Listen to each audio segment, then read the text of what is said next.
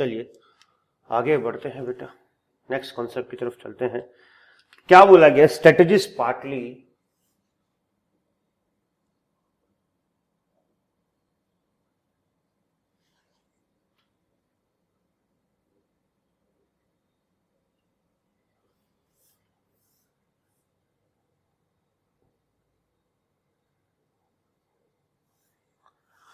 बेटा प्रोएक्टिव क्या होता है, रिएक्टिव क्या होता है? Any idea? किसको हम प्रोएक्टिव कहते हैं और किसको हम रिएक्टिव कहते हैं? सर, घर से निकलते ही कुछ दूर चलते ही हमें ऐसा लगा कि यार बारिश आ सकती है। क्या आ सकती है बेटा? बारिश आ सकती है। हम वापस घर में घुसे और छाता लेके निकले बेटा।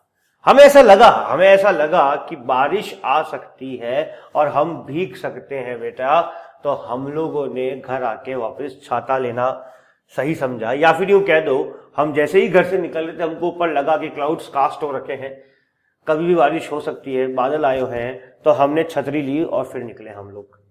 ठीक है, एक ये हुआ कि हम लोग निकल रहे थे, बाइक पे जा रहे थे, ताबड़तोड़ बारिश आ गई और हम लोगों ने क्या किया, किसी शेड के नीचे खड़े हो गए जाके, या हाथों हाथ किसी छाते वाले से छाता खरीदा हमने बेटा। प्रोएक्टिव मतलब आपने एडवांस में ही कुछ प्लान कर लिया। क्या कर लिया सर? आपने एडवांस में ही प्लानिंग करके निकले आप लोग घर से। आप काफी प्रोएक्टिव थे, एक्टिव थे, पर एक्टिव से ऊपर क्या बेटा, प्रोएक्टिव थे आप। और आपने एंटिसिपेट कर लिया कि सर बारिश आ सकती है और आप पहले ही छाता लेके निकले घर से बेटा। वेयरएज आप लोग रिएक्टिव कब होंगे कि आपने कुछ ज्यादा एक्स्ट्रा प्लानिंग नहीं करी, बट जैसे ही बरसात आई तो आपने हाथों हाथ रिस्पॉन्स में क्या किया, अपने आप को शेड में छुपा लिया या हाथों हाथ जो छाता मिल रहा था वो खरीदा और आप निकलना स्टार्ट करिए। देखिए, एक्शन आपने दोनों में लिया है, एक्शन तो आपने दोनों में लिया। यहां थोड़ा एडवांस में ले लिया बेटा, यहां हैंड टू हैंड लिया बेटा। समझ में आ रही कि नहीं आ रही मेरी बात? तो यहां पे आपने काफी एडवांस में ले लिया, यहां पे आपने हैंड टू हैंड लिया बेटा। तो यही बोला गया है strategies partly proactive and partly reactive बेटा। सर, स्ट्रेटेजी ना तो पूरी प्रोएक्टिव हो सकती है। क्यों नहीं हो सकती सर? हमें क्या मालूम फ्यूचर में क्या क्या आ सकता है? हम कितनी चीजों का एंटिसिपेट कर सकते हैं बेटा? हमें थोड़ी मालूम है कि हम क्या क्या चीजें फ्यूचर में देख सकते हैं। फॉर एग्जाम्पल, जब जीएसटी आया था, जीएसटी आने वाला था, पर कहूंगा वाज अबाउट टू कम, तो हमारी कंपनी के जो मैनेजिंग डायरेक्टर्स थे, मैं जहां ट्रेनिंग करता था, तो वहां पे 6 महीने पहले ही बोल दिया गया लीगल डिपार्टमेंट को, फाइनेंस डिपार्टमेंट को, कि आप लोग अपनी तैयारियां कर लीजिए क्योंकि इस तरह का टैक्स कभी भी आ सकता है। तो डेट वॉज एंटिसिपेटेड, चल रही थी बात है, कभी भी जीएसटी आ सकता है, तो वो एंटिसिपेटेड था, एंटिसिपेशन के लिए तैयारी कर ली। बट बेटा कुछ लॉज ऐसे हैं जो पता भी नहीं पड़ते, सीधे आ जाते हैं बेटा। तो उनके लिए आप प्रोएक्टिवनेस कैसे दिखाओगे? तो उनके लिए तो आपको रिएक्टिवनेस ही दिखानी पड़ेगी बेटा। अब सर, जून जुलाई का महीना है और हम जानते हैं कि जून जुलाई अगस्त सितंबर के महीने में बारिश होती है, तो हमारी एक नॉर्मल प्रोएक्टिव हैबिट होती है कि हम छाता अपने साथ ही रखते हैं, छाता हमारे साथ ही रखते हैं। बट व्हाट इफ हम लोग दिसंबर में निकल रहे थे तब बरसात आ गई बेटा? कौन दिसंबर में एक्सपेक्ट करता है बरसात का आना बेटा? तो मतलब यूजुअली नहीं आती, अब तो आने लग गई, but that is not actual monsoon नहीं होता है वो, ठीक है ना? तो सिंपल सी बात है, किसने दिसंबर में बरसात एक्सपेक्ट करी थी बेटा? तो सर फैक्ट बात है, हम सारी चीजों को एंटिसिपेट नहीं कर सकते हैं बेटा, ठीक है ना? और हम हर चीज के लिए हैंड टू हैंड भी तैयारी नहीं कर सकते हैं बेटा। हम हर चीज के लिए हैंड टू हैंड तैयारी नहीं, और करेंगे तो बहुत कॉस्टली पड़ेगी।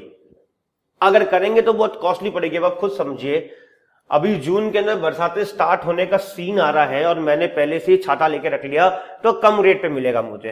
अब आप खुद सोचिए, जब आप बरसात में भीग रहे हैं और एक छाते वाला पास से निकल रहा है, नॉर्मल डे में अगर वो छाता 50 रुपए का देता भी होगा ना, तो आपको भीगते हुए देखते हुए वो 500 रुपए का देगा, और तुम लोग भी उसे पे करोगे बेटा, तुम लोग भी पे करोगे। That is the big loss of the reactive strategy, क्योंकि जब आप रिएक्टिव स्ट्रेटेजी की तरफ जाते हैं तो आप कॉस्ट को कंसिडर नहीं कर पाते हैं बेटा, क्योंकि अभी जवाब देना है ना, अभी तो एक बार फटाफट जवाब देना है बेटा। तो कई बार अनलेस अनटिल आप बहुत एक्सपीरियंस हो, वो एक अलग बात है। अगर आप इतना एक्सपीरियंस हो तो आप प्रोएक्टिव हो जाएंगे फिर बेटा, ठीक है। तो रिएक्टिव में ये एक दिक्कत भी होती है। तो हम पढ़ते हैं क्या बोला गया, सुनिएगा। Proactive actions to improve the company's market position and financial performance. Sir ये प्रोएक्टिव एक्शंस करते हैं क्या है, कंपनी की मार्केट और फाइनेंशियल पोजीशन को इंप्रूव करते हैं।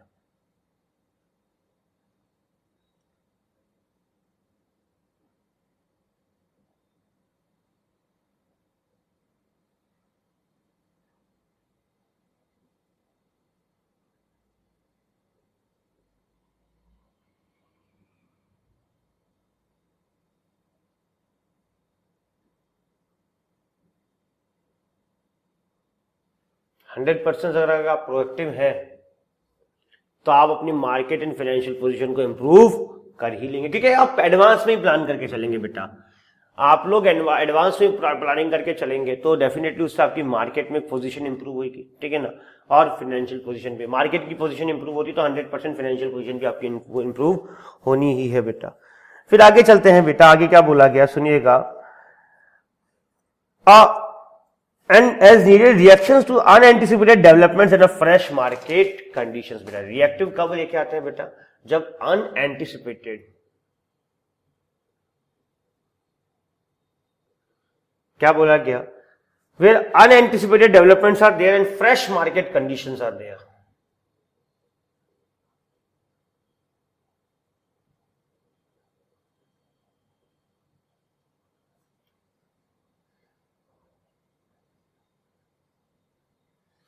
क्या बोला गया सर, सर रिएक्टिव कब होता है, जब अनएंटिसिपेटेड डेवलपमेंट्स आते हैं बेटा। हमें मालूम नहीं था, हमने एंटिसिपेट भी नहीं किया था सर, हमने एंटिसिपेट भी नहीं किया था और इस तरीके के डेवलपमेंट्स हो गए सर। हमने माना, हमने सोचा भी नहीं था कि ऐसा कुछ होएगा और हो गया बेटा। और फ्रेश मार्केट कंडीशंस आ गई बेटा। किस तरह की कंडीशंस आ गई बेटा, फ्रेश मार्केट कंडीशंस आ गई। तो इन तरह के केसेस में क्या बोला गया कि सर यहां पे जो आपकी स्ट्रेटेजी रहेगी वो रिएक्टिव रहेगी। वो क्या रहेगी बेटा, रिएक्टिव रहेगी सर। अनएंटिसिपेटेड डेवलपमेंट्स हो गए, हमें भी नहीं मालूम था इस तरह का कोई डेवलपमेंट आ जाएगा। या फ्रेश मार्केट कंडीशंस हो गई सर, हम किसी नए मार्केट में बिजनेस करने गए या हमारे मार्केट के अंदर अभी कंडीशंस चेंज हो गई, तो ये क्या कहला जाएगा बेटा, फ्रेश मार्केट कंडीशंस। यहाँ के लिए हम रिएक्टिव स्ट्रेटेजी पे जाएंगे बेटा। बेटा लॉकडाउन लगा तो इट वाज ऑल, मतलब आप देखेंगे इवन गवर्नमेंट भी रिएक्टिव मोड पे ही थी सर। हालांकि ठीक है, गवर्नमेंट तो फिर भी थोड़ी प्रोएक्टिव हो सकती है कि उन्होंने इंपोज किया है, बट हम लोग तो टोटल रिएक्टिव स्ट्रेटेजी पे काम कर रहे थे। मुझे बताओ, जिस दिन लॉकडाउन की घोषणा हुई थी उसे 2 घंटे पहले क्या हम लोग हमारी नेसेसिटी प्रोडक्ट्स के बारे में सोच भी रहे थे क्या? हम लोग कुछ ऐसी प्लानिंग कर भी रहे थे क्या कि हमको राशन ला के रखना है, हमको मेडिसिन ला के रखनी है घर में? नहीं बेटा। बट जैसे ही लॉकडाउन अनाउंस हुआ तो हमें से काफी लोग जो है डिपार्टमेंटल स्टोर्स की तरफ बढ़े और मेडिकल हाउसेस की तरफ बढ़े और मेडिसिन और वो लेके आए। That was a reactive strategy on our part. That was a reactive strategy on our part because हम लोग unanticipated developments में आ गए थे। हमें मालूम नहीं था कि ऐसा कुछ डेवलपमेंट हो जाएगा, ऐसा कुछ लॉकडाउन जैसा कोई सिनेरियो हो जाएगा। बट अब पता है क्या है, अब पता है क्या है, वंस द लॉकडाउन जब ओवर हो गया, फर्स्ट लॉकडाउन जब ओवर हो गया, उसके बाद हम लोग इतना प्रोएक्टिव हो गए। हमें मालूम था कि ये लॉकडाउन अभी 2-3 फेज तक और जा सकता है। हम हर बार एडवांस में अपने डिपार्टमेंटल स्टोर वालों से और मेडिसिन वालों से मेडिसिन ला के रखते थे घर पे हम, क्योंकि अब वो डेवलपमेंट काफी हद तक एंटिसिपेट हो चुका है। हमें मालूम है जब अनएंटिसिपेटेड डेवलपमेंट आपका एंटिसिपेट डेवलपमेंट के अंदर कन्वर्ट हो जाता है बेटा, तो हम प्रोएक्टिव की तरफ बढ़ जाते हैं बेटा। हमें मालूम है कि ये हो सकता है बेटा। अभी ऐसा लग रहा था हमको कि लॉकडाउन के बाद एक लॉकडाउन और भी आ सकता है, तीसरा भी आ सकता है बेटा। So that is the game बेटा, that is the game. That's why we call strategies blend. Blend का मतलब क्या होता है बेटा, mixture. Strategy is a mixture of proactive and reactive actions बेटा। आगे देखते हैं क्या बोला गया। In a proactive strategy, organization will analyze the possible environmental scenarios. Analyze होगा वो बेटा, analyze the possible environmental scenarios and create strategic framework after proper planning and set procedures and work on these strategies in a predetermined manner. Sir proactive के लिए क्या बोला गया, proactive के लिए क्या बोला गया सुनिए।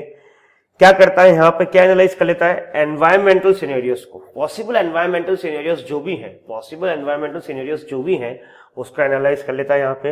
And create a strategic framework sir, और एक स्ट्रेटेजिक फ्रेमवर्क तैयार कर लेता है बेटा यहाँ पे। After proper planning and set procedures and work on this strategies predetermined. Proper planning के बाद ही करते हैं सर, प्रॉपर प्लानिंग के बाद ही प्रोएक्टिव स्ट्रेटेजी हम लोग जो है ऑप्ट करते हैं बेटा। However, everything cannot be planned in advance and there can be significant deviations between what was visualized and what actually happens. which paves ways for a reactive strategy. A reactive strategy is triggered by the changes in the environment and provides ways and means to cope up with the negative factors or take advantage of emerging opportunities. बेटा देखिए ये बात यहां पे ही बोली sir proactive strategy आप लोग क्या करते हैं सर, प्रॉपर प्लानिंग के बाद करते हैं, एक प्री डिटरमाइन, आप सबसे पहले एनवायरमेंट का एनालिसिस कर लेते हैं बेटा, फिर एक प्रॉपर प्लान एंड प्रोसीजर बनाते हैं और उस अकॉर्डिंग आप वर्क करते हैं बेटा प्रोएक्टिव के अंदर। बट सर कई बार क्या होता है, क्या सोचा था और क्या हो गया, हम कई बार होता है हमने क्या सोचा था और क्या हो जाता है। तो ये लाइन यहाँ पे लिखी गई है, क्या लिखा गया सुनिएगा। However, everything cannot be planned in advance and there can be a significant deviation between what was visualized and what actually happens. क्या से क्या हो जाता है बेटा कि हमने क्या सोचा था और क्या हो गया। It is very much possible कि deviations आ सकते हैं बेटा। डेविएशन मालूम है ना, आपने पढ़ा होगा स्टेट्स में कहीं ना कहीं।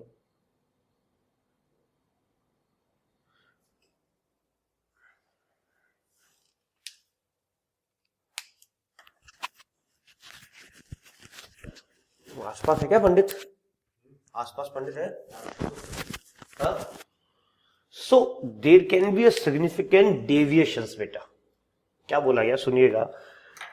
So everything cannot be planned in advance and there can be significant deviation between what was visualized and what actually happens, which paves way for reactive strategy. Reactive strategy is triggered by the changes in the environment and provides ways and means to cope up with the negative factors or take advantage of emerging opportunities.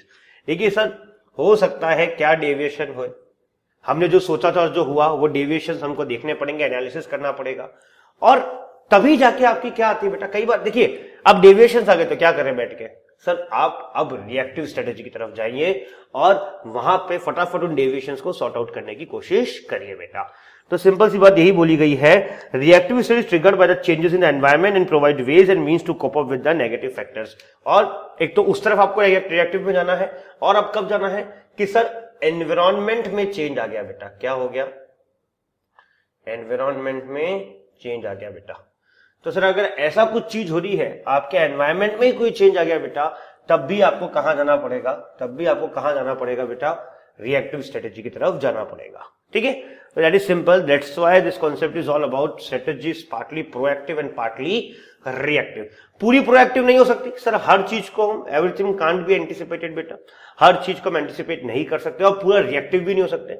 ये ऐसा नहीं कि sir जब बरसात आएगी तभी छाता लेंगे, हम इस तरह की स्ट्रेटेजी पे भी नहीं जा सकते। तो हम लोग जो है इसके ब्लेंड पे जाते हैं, कुछ पोर्शन प्रोएक्टिव का रहता है और कुछ पोर्शन आपका रिएक्टिव का रहता है स्ट्रेटेजी के अंदर। तो आई होप ये पॉइंट आपको क्लियर होगा, बिल्कुल क्लियर होगा। चलिए सर आगे बढ़ते हैं, अगले पॉइंट की तरफ जाते हैं। अगला जो वर्ड आ रहा है बेटा, चलिए एक बार उसको नोट करिए फिर हम अगले पॉइंट को देखते हैं बेटा।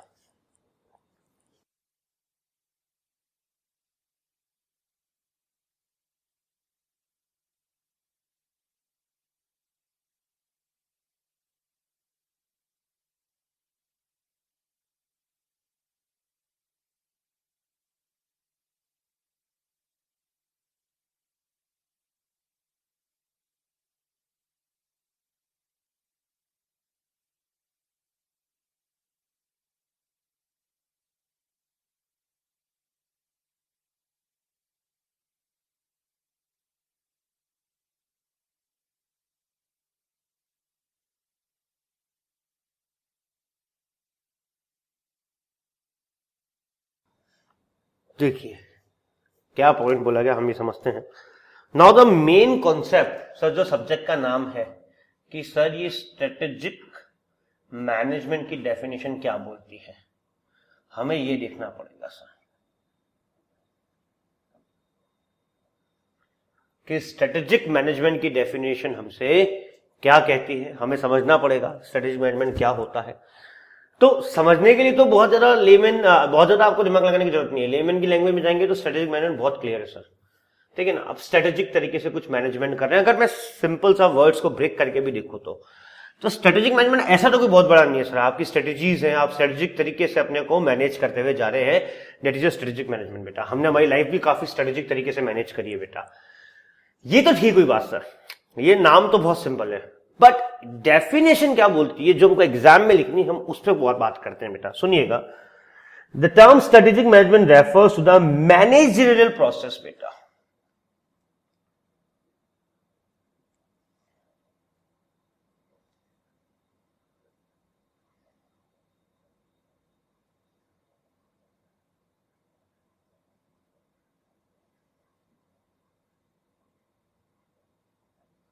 The term strategic management means a managerial process of forming strategic vision. क्या करते हैं इस मैनेजर प्रोसेस के थ्रू हम?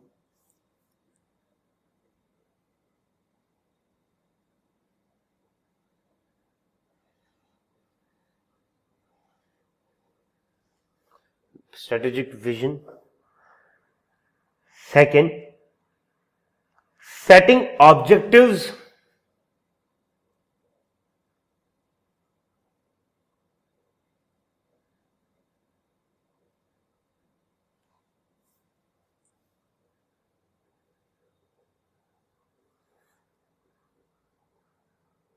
Third, crafting a strategy.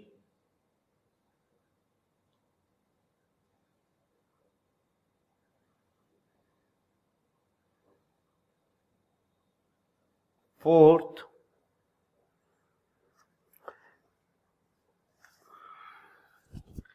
implementing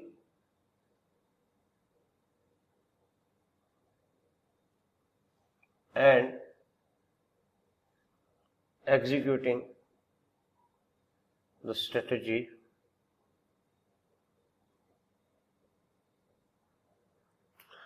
And then initiating whatever corrective adjustments in the vision, object, strategy execution are deemed appropriate.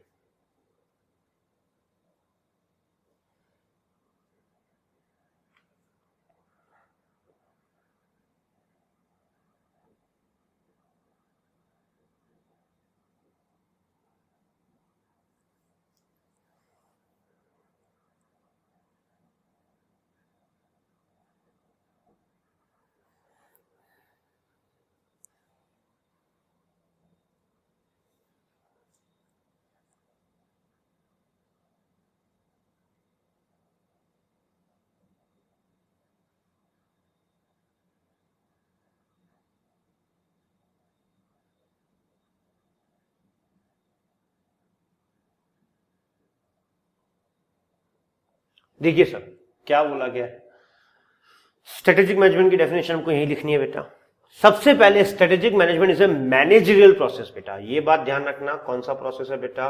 Managerial process है।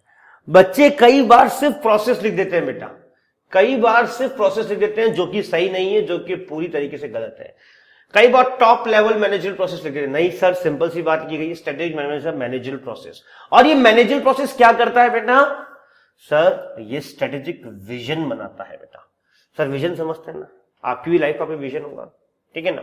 ये क्या तैयार करता है? विजन तैयार करता है। ये क्या तैयार करता है? ये ऑब्जेक्टिव्स तैयार करता है।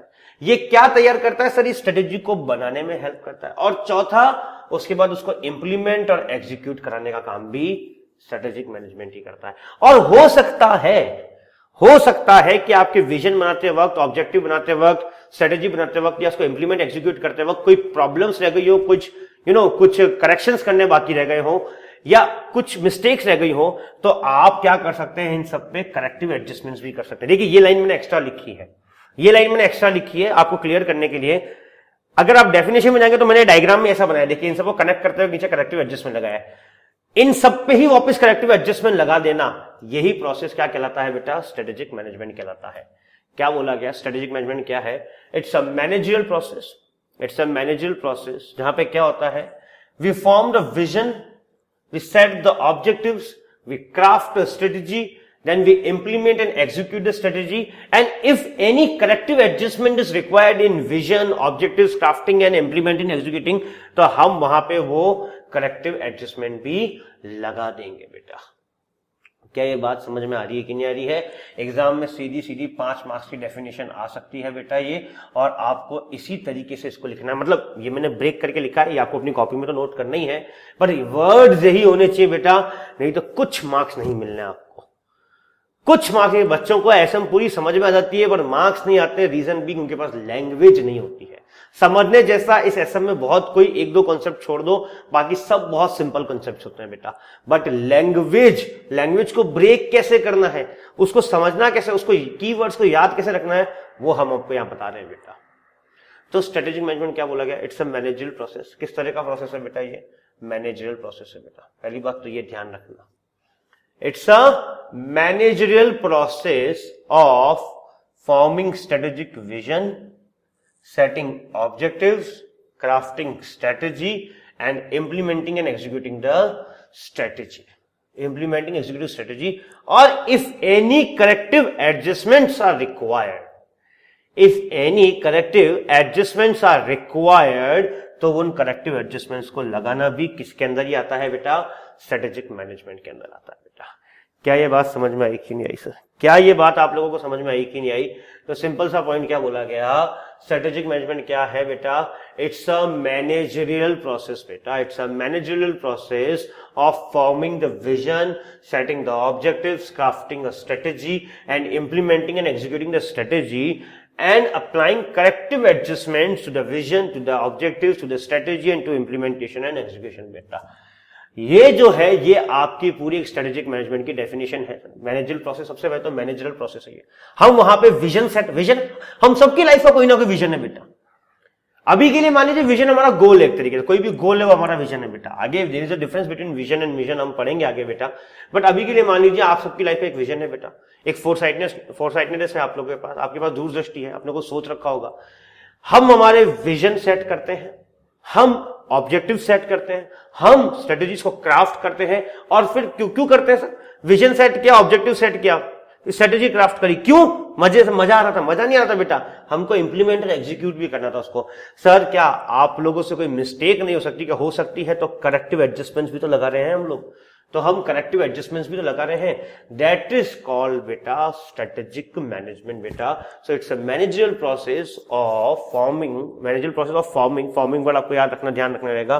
Strategy, vision, objectives, crafting a strategy, implement and executing the strategy and corrective adjustments to the vision, objective, strategy and implementation बेटा.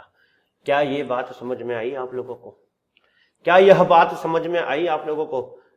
Then it's okay बेटा. इस डेफिनेशन को इसी तरीके से नोट कर लीजिए एक बार फटाफट, फिर आप लोगों को क्लियर हो जाएगा. नोट करिए इस चीज को एक बार.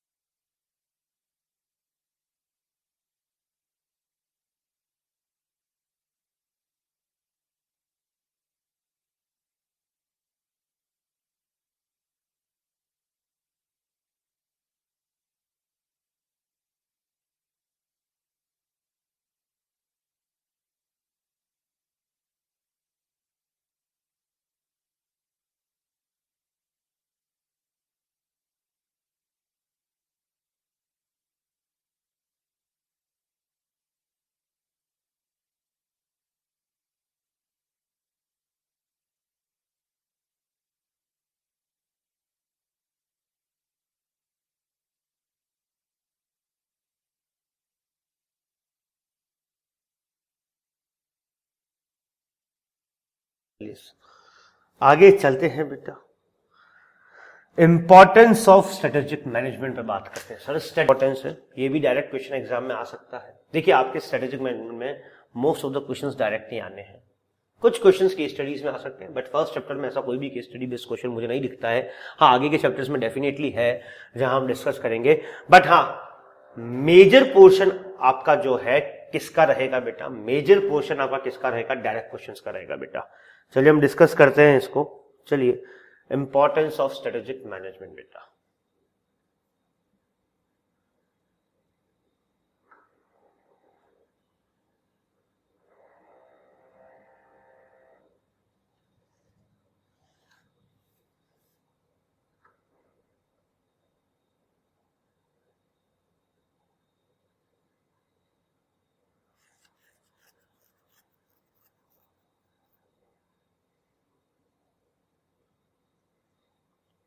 इंपॉर्टेंस ऑफ स्ट्रेटेजिक मैनेजमेंट बेटा.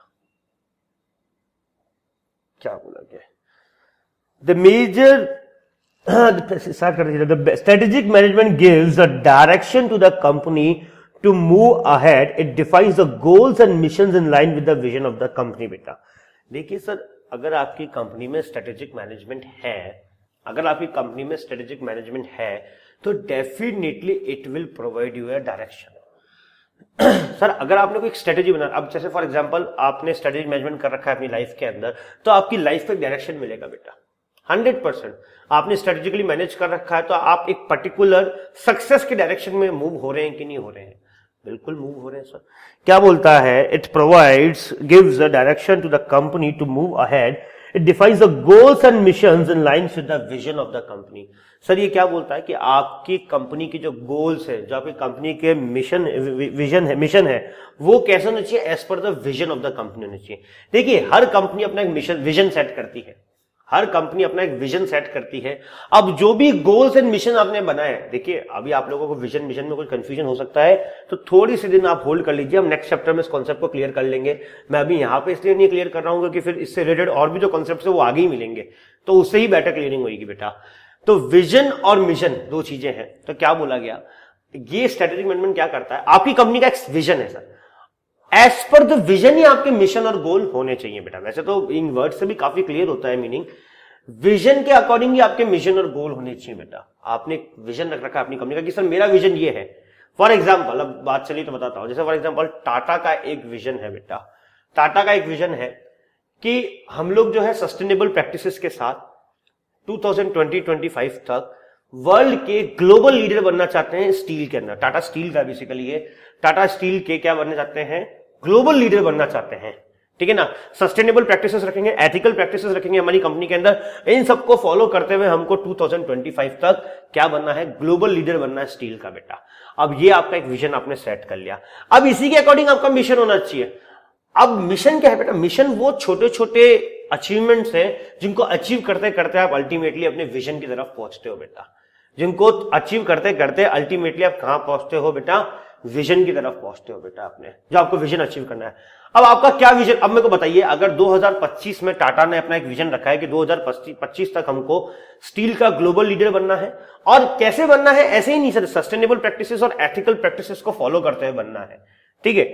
ये उन्होंने एक विजन सेट किया है।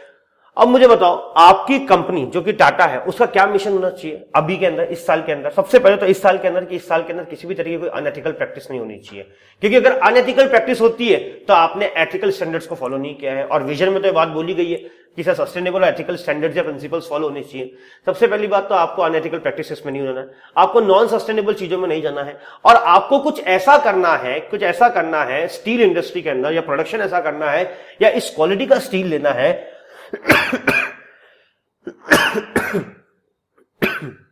जो आपको कुछ ऐसा मिशन रखना है जो आपको, फॉर एग्जाम्पल आपको 2020 के अंदर कुछ ऐसा मिशन रखना पड़ेगा कि हम इतना बढ़िया क्वालिटी का स्टील बनाए कि अगर हमने ये स्टील जिस तरीके से बना रहे हैं और जितना हम प्रोडक्शन कर रहे हैं, अगर ये प्रोडक्शन 5 साल तक हमने कंटिन्यू कर दिया, अगर ये प्रोडक्शन हमने 5 साल तक कंटिन्यू कर लिया, तो डेफिनेटली 2025 का जो हमारा विजन है to be a global leader in the steel industry, to be a global leader in the steel industry, वो हमारा जो है वो अचीव हो जाएगा बेटा। क्या ये बात समझ में आ रही कि नहीं आ रही? अरे तुम्हारा 9th क्लास में टारगेट था कि सर मुझे 95% बनाने हैं, तुम्हारा एक विजन था कि sir by the end of the 9th class मेरे 95% स्कोर होने चाहिए। इसके लिए तुमने बहुत छोटे छोटे मिशंस बनाए कि नहीं बनाए? तुमने यूनिट टेस्ट में भी परफॉर्म किया, तुमने क्वार्टरली में भी परफॉर्म किया, तुमने हाफ ईयरली में भी परफॉर्म किया। क्यों? तुम्हारे ये छोटे क्योंकि तुमको मालूम है ये सब जुड़ के ही हमारी एनुअल की मार्कशीट बनेगी, तुमको अच्छे से बात मालूम है। तुम हर टेस्ट में, हर एग्जाम में परफॉर्म इसलिए करते थे कि अल्टीमेटली तुम्हारा जो विजन है वो अचीव हो जाए बेटा। तो विजन तक पहुंचने का एक तरीके से हम कह सकते हैं कि रास्ता है मिशन बेटा। ये बात समझ में आ रही कि नहीं आ रही है? और स्ट्रेटेजिक मैनेजमेंट क्या करता है? It provides gives a direction. तो पहला पॉइंट क्या आ गया हमारा? डायरेक्शन। क्या देता है ये हमें? डायरेक्शन देता है। सेकंड पॉइंट डिस्कस करते हैं। Strategic management helps organisation to be more proactive instead of reactive in shaping its future बेटा। सिंपल सी बात है, क्या बोला गया है? मोर प्रोएक्टिव बनो, more proactive rather than reactive. Sir ये बात तो आप भी एक्सेप्ट करते हैं कि नहीं करते हैं? हम जितने ज्यादा प्रोएक्टिव रहेंगे वो ज्यादा बेनिफिशियल है हमारे लिए, ठीक है ना। रिएक्टिव से बेटर तो हमारे लिए प्रोएक्टिव रहना है बेटा। ये बात समझ में आ गई बेटा? सर बिल्कुल आ गई। तीसरा, strategic management provides framework for all the major business decisions of an enterprises as a decision on business, product, market, manufacturing facilities, investments and organisational structure. बेटा देखिए एसएम क्या हेल्प करता है आपकी, स्ट्रेटेजी में क्या हेल्प करता है सर? जो भी आपके मेजर बिजनेस डिसीजंस तो हैं, जो भी मेजर बिजनेस डिसीजंस है रिगार्डिंग व्हाट सर, क्या क्या क्या हो सकते हैं बेटा?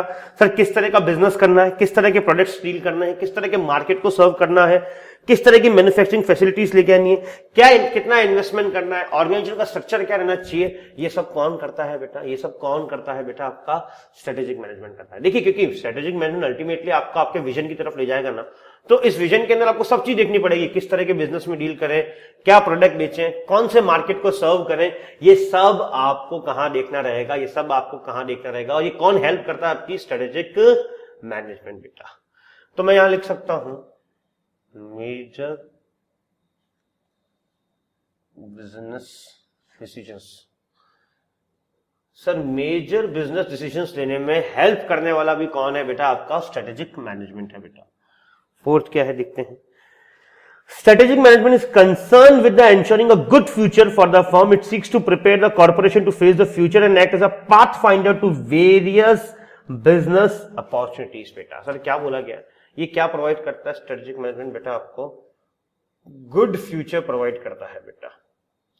100% अगर आपकी कंपनी में स्ट्रेटेजिक मैनेजमेंट है तो आपका फ्यूचर गुड ही रहना है बेटा। अगर आपकी कंपनी में स्ट्रेटेजिक मैनेजमेंट है तो इट इज फॉर श्योर कि आपका फ्यूचर गुड है। और क्या बोला गया आगे सुनिएगा पॉइंट, एंड क्या बोला गया? It seeks to prepare the corporation to be face the future and act as a pathfinder to various business opportunities. Sir क्या बोला गया है? सर ये कॉर्पोरेशन को या कंपनी को तैयार करता है कि how to face the future, future को कैसे फेस करना है, उसके लिए प्रिपरेशन भी कौन कराता है बेटा? आपका स्ट्रेटेजिक मैनेजमेंट ही कराता है। And it works as a pathfinder for various business opportunities. देखिए अगर आपकी कंपनी में प्रॉपर स्ट्रेटेजिक मैनेजमेंट चल रहा है तो अगर कोई डिफरेंट बिजनेस अपॉर्चुनिटी या कोई नई बिजनेस अपॉर्चुनिटी भी आएगी ना तो ये आपको ग्रैब करने में काफी इजी रहेगा अगर आपकी कंपनी में अच्छा स्ट्रेटेजिक मैनेजमेंट चल रहा है बेटा। तो कीवर्ड अगेन यहाँ पे क्या है? गुड फ्यूचर और पाथफाइंडर वाला मेन वर्ड ये है बेटा इसमें। फिफ्थ क्या बोला गया? देखिए strategic management serves as a corporate defence mechanism against mistakes and pitfalls. देखिए ऐसा तो है नहीं कि सर आपसे मिस्टेक्स नहीं होंगी, ऐसा तो है नहीं सर, बहुत मिस्टेक्स होनी है। बट अगर आपकी कंपनी में स्ट्रेटेजिक मैनेजमेंट है बेटा, अगर आपकी कंपनी में स्ट्रेटेजिक मैनेजमेंट है बेटा तो ये क्या करेगा बेटा? ये क्या करेगा? As a corporate defence mechanism की तरह वर्क करेगा। कैसे वर्क करेगा? कॉर्पोरेट डिफेंस मैकेनिज्म की तरह वर्क करेगा आपका स्ट्रेटेजिक मैनेजमेट। क्या ये बात समझ में आई कि नहीं आई? सर बचा लेगा ना आपको होने वाली जो भी फ्यूचर में मिस्टेक्स है, जो भी पिटफॉल्स उनसे बचा लेगा बेटा। तो क्या बोला गया? It serve as a corporate defence mechanism.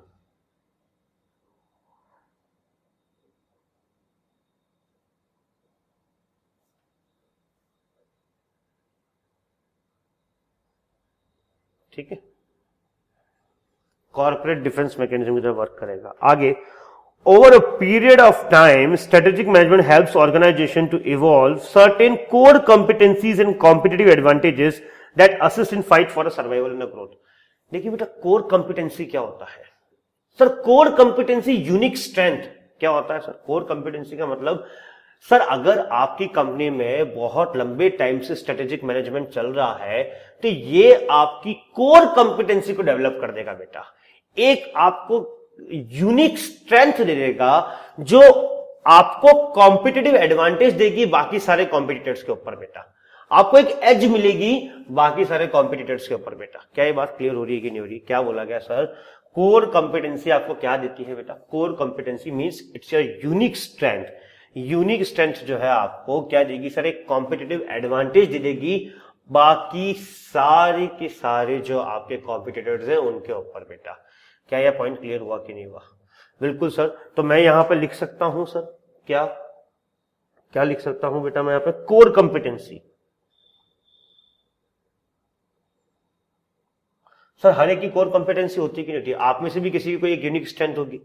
Sir मेरी राइटिंग बहुत अच्छी है, सर मेरे को लर्न बहुत अच्छा होता है। सर सबकी कोई ना कोई यूनिक स्ट्रेंथ है जो बाकियों के ऊपर उसको एक एज देती है बेटा, ठीक है ना? कोर कॉम्पिटेंसी बेटा।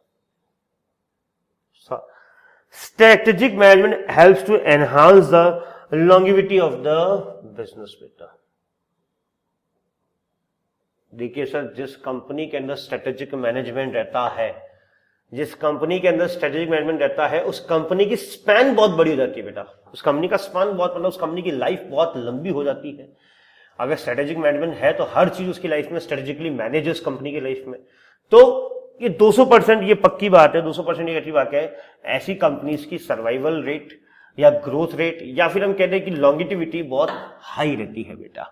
ठीक है, तो अभी तक हमने क्या क्या इंपॉर्टेंस पढ़ी है बेटा। सबसे पहले it provides direction, more proactive rather than reactive, major business decisions, good future बेटा, कॉर्पोरेट डिफेंस मैकेनिज्म बेटा, and core competency and longevity बेटा।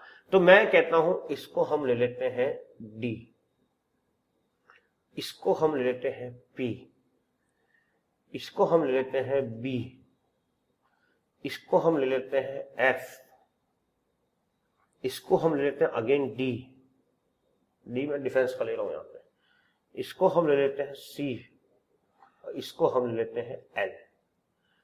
तो एक सॉर्ट ऑफ एक्रोनियम क्या बन जाता है आपका, क्या बन जाएगा बेटा, मेरी डीपी को देखो जाके, जो मैंने एफबी पे लगा रखी है, और स्क्रीन कौन सी यूज करना बेटा, एलसीडी बेटा। कौन सी स्क्रीन यूज करोगे, या यूं कह सकते हो एलसीडी स्क्रीन पे जाके मेरी एफबी पे जो डीपी लगी हुई है वो देखें आप लोग। समझ में आई कि नहीं बात मेरी। एलसीडी स्क्रीन का यूज कीजिए, उसमें एलसीडी स्क्रीन के अंदर आप एफबी चलाएं अपना, और एफबी के अंदर जाके मेरी डीपी देखें बेटा आप लोग। तो this is the importance of the strategic management बेटा। एल क्या है बेटा, यहाँ पे लॉन्गिटिविटी है बेटा। सी क्या है, यहाँ पे आपकी कोर कॉम्पिटेंस है। डी क्या है बेटा, कॉर्पोरेट डिफेंस मैकेनिज्म है। बी आपका क्या है बेटा, यहाँ पे बी क्या था, मेजर बिजनेस डिसीजन है बेटा। एफ क्या है बेटा, गुड फ्यूचर प्रोवाइड करता है। पी क्या करता है, प्रोएक्टिव रेदर देन रिएक्टिव। और डी क्या देता है, आपको डायरेक्शन देता है बेटा। तो मेरी डीपी देखो, एफबी पे जो एलसीडी यूज करते हुए, या यू भी याद कर सकते हो, एलसीडी चलाओ, एलसीडी ऑन करो, एफबी ऑन करो और मेरी डीपी चेक करो बेटा। तो एलसीडी ऑन करो, एलसीडी पे एफबी ऑन करो और मेरी डीपी देखो जाके बेटा। दिस इज कॉल्ड बेटा इंपॉर्टेंस ऑफ स्ट्रेटेजिक मैनेजमेंट बेटा। डायरेक्टली क्वेश्चन आ सकता है एग्जाम में, ध्यान रखना। Here L stands for longevity, C stands for core competency, D stands for corporate defense mechanism, F stands for beta good future, B stands for major business decisions beta, D stands for beta direction and P stands for proactive rather than reactive beta। तो ये जो है बेटा आपको याद करना रहेगा। This is the importance of the strategic management बेटा। क्या ये पॉइंट क्लियर हुआ आप लोगों को? और ये बहुत इंपॉर्टेंट क्वेश्चन है, एग्जाम में आ सकता है डायरेक्टली कि what are the importance of a strategic management बेटा। ठीक है, तो एक बार इसको नोट करिए आप लोग, है पॉइंट देखिए, नोट कीजिए फटाफट से।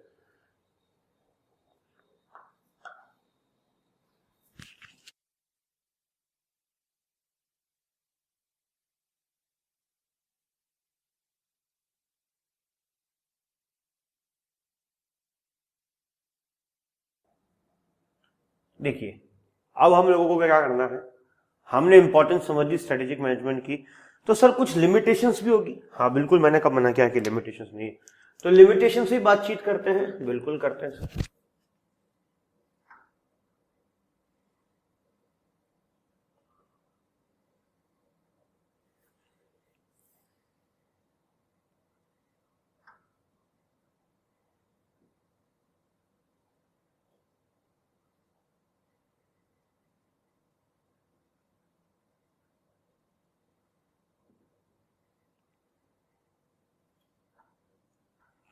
लिमिटेशंस ऑफ स्ट्रेटेजिक मैनेजमेंट, देखिए क्या बोला गया सबसे पहले, environment is highly complex and turbulent बेटा।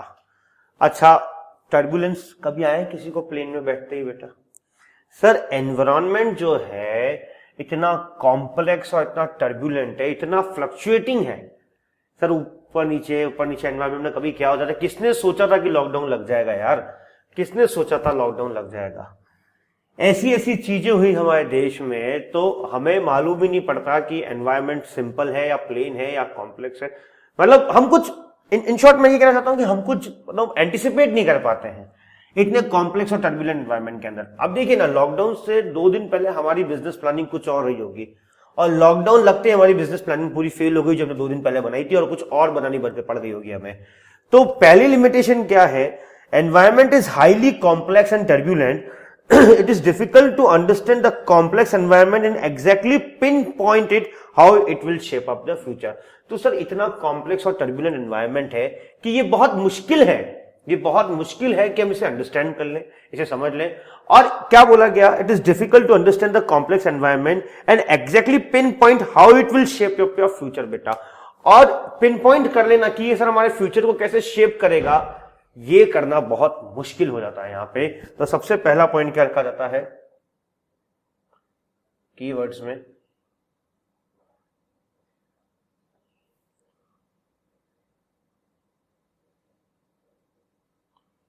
हाईली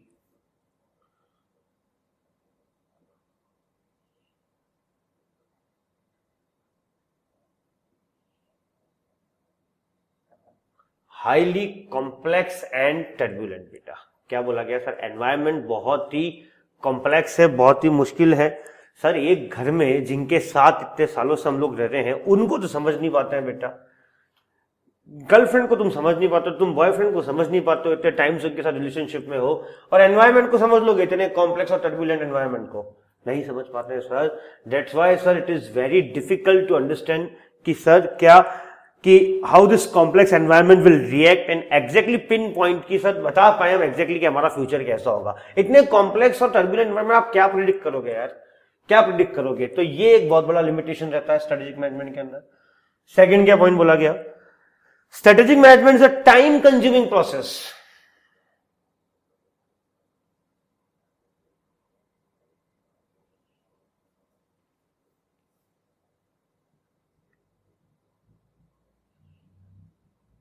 सर ये किस तरह का प्रोजेक्ट प्रोसेस है बेटा? टाइम कर सर एक दिन में तो कोई स्ट्रेटेजी बनती नहीं है बेटा, it will take lots of time बेटा।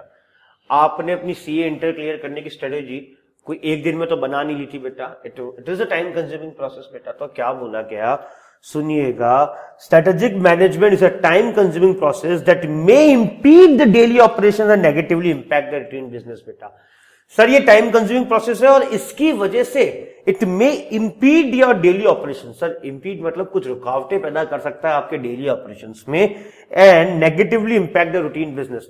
ठीक है सर, हम जब स्ट्रेटेजी बनाते हैं तो एक बार का हमारा रूटीन डिस्टर्ब होएगा सर, हमारे डेली ऑपरेशंस में डिले हो सकती है, कुछ रुकावटें आ सकती है, बिकॉज हम वहां से टाइम को बचा के कहां लगा रहे हैं? स्ट्रेटेजी को बनाने में लगा रहे हैं। तो 100% it may impede your daily operations and disturb the daily routine बेटा। ये हाईली पॉसिबल है कि सर स्ट्रेटेजिक मैनेजमेंट, और चूंकि टाइम कंज्यूमिंग प्रोसेस है, आपको अपना वहां से टाइम बचा के यहां लगाना रहेगा। क्या ये बात समझ में आई? क्या ये बात समझ में आई? यस सर बिल्कुल समझ में आ गई। तो strategic management is a time consuming process. तीसरा, it is a costly process. Again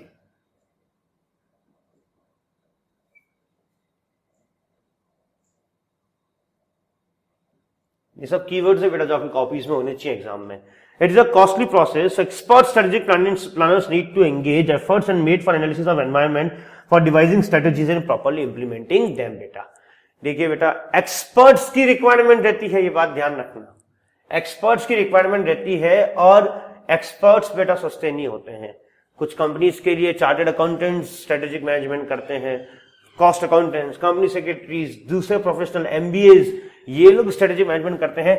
और आप लोगों को इतना तो समझ में आता होगा कि ये लोग सस्ते तो नहीं होते हैं सर, ये बड़े महंगे होते हैं। कभी सुना कि सर हमारी कंपनी की सारी स्ट्रेटेजी वो कंपनी में चाय पिलाने वाले भैया बनाते हैं? ऐसा तो नहीं होगा बेटा। कोई ना कोई एक्सपर्ट की रिक्वायरमेंट रहेगी, और एक्सपर्ट जब भी आएगा तो पैसा लेगा कि नहीं लेगा? सर 100% लेगा। तो इट्स अ कॉस्टली प्रोसेस बेटा। आगे बढ़ते हैं, ठीक है। In a competitive scenario where all organizations are trying to move strategically, it is difficult to clearly estimate the competitive response of to a firm's strategy बेटा। क्या बोला गया? Difficult to estimate difficult to estimate competitive response to firm strategy.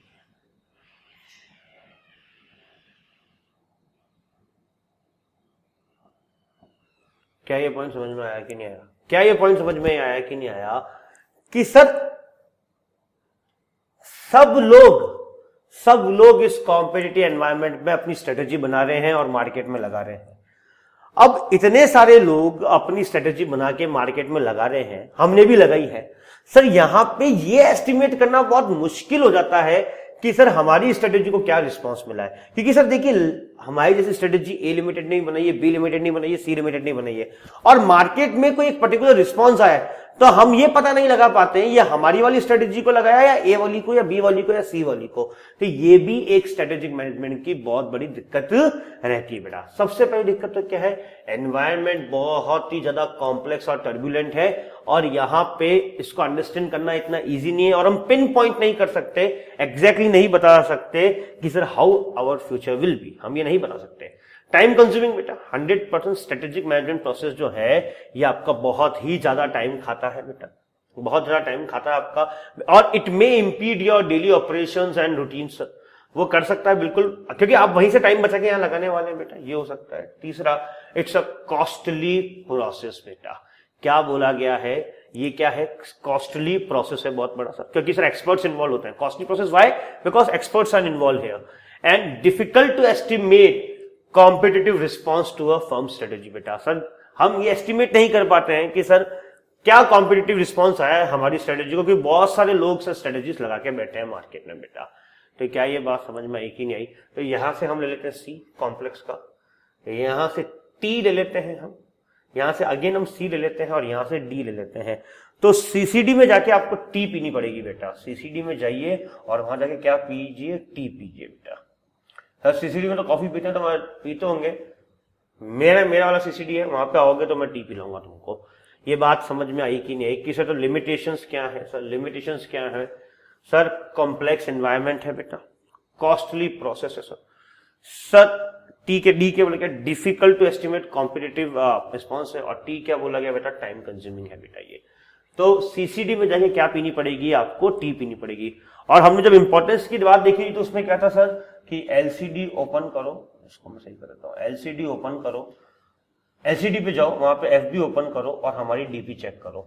ये तो आपकी importance थी बेटा, this was the importance. और ये क्या है हमारी लिमिटेशंस। लिमिटेशंस क्या है, सीसीडी में जाके टी पीनी पड़ेगी। लिमिटेशन है तभी तो चाय पी रहे हो वहां पे जाके, नहीं तो कॉफी पीते। लिमिटेशन है इसीलिए तुम लोगों को क्या पीनी पड़ रही है, टी पीनी पड़ी है वहां पे जाके। सीसीडी में जाओ और एक टी का ऑर्डर दो कि भैया एक चाय दे दो मेरे को, और यहां एलसीडी में एफबी ओपन करो और अपनी डीपी चेक करो वहां पे। क्या ये पॉइंट समझ में आया कि नहीं आया? तो these are the limitations of strategic management बेटा।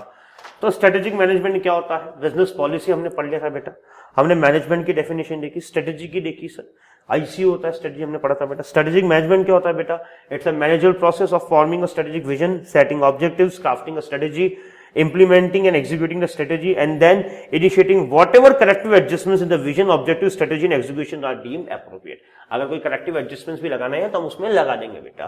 फिर हमने देखा सर इंपॉर्टेंस देखी स्ट्रेटेजिक मैनेजमेंट की, तो हमने कहा सर एलसीडी पे जाओ, एफबी ओपन करो और डीपी देखो। L is for longevity, C is for बेटा आपका core competence, D is for corporate defence, फिर आपका एफ क्या था बेटा, गुड फ्यूचर, बी आपका मेजर बिजनेस डिसीजंस पे आ गया, पी आपका proactive instead of reactive, and D आपका क्या गया, इट गिव्स अ डायरेक्शन बेटा। फिर हमने क्या देखा बेटा, हमने देखा लिमिटेशंस क्या है स्ट्रेटेजिक मैनेजमेंट की, तो देखा कि ये तो सीसीडी में जाके टी पीनी पड़ेगी हमको। तो सी आपका क्या था बेटा, कॉस्टली प्रोसेस, दूसरा सी आपका क्या था, कॉम्प्लेक्स है, डी क्या था, डिफिकल्ट टू एस्टिमेट, और टी क्या था, टाइम कंज्यूमिंग प्रोसेस है। तो यहां तक आप पढ़िए, फिर हम नेक्स्ट क्लास में आगे के कॉन्सेप्ट्स को डिस्कस करेंगे। तो एक बार इसको पढ़िए आप लोग अच्छे से, याद करिएगा बेटा पॉइंट, रोज का रोज रिवीजन नहीं कराना तो वहीं निपट जाओगे बेटा, है ना। तो नोट करिए एक बार पहले तो आप।